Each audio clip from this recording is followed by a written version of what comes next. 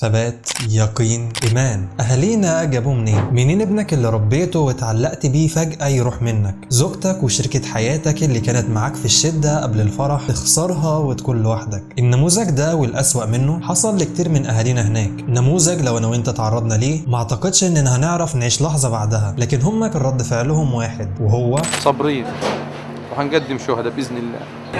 يا رب فدى البني ادمين كلهم والمسلمين كلهم يا رب ولاد كنا في سبيل الله.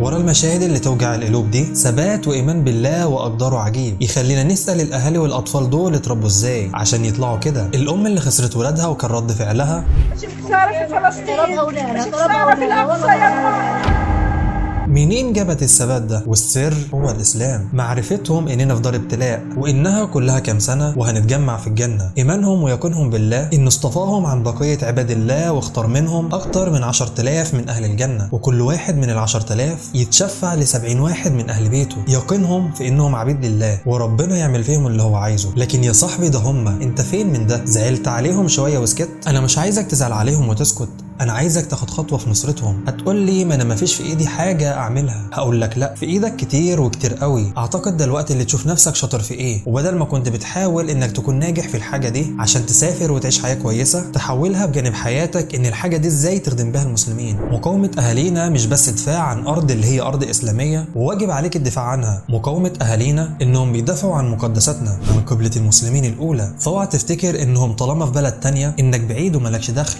اصحى، سيبك من الخطوط الوهمية اللي المحتل حطها لك. الأهل أهلك والأرض أرضك، فانصرها، لأن دي لو كلهم فاعمل حسابك إن أنت اللي هيكون عليك الدور.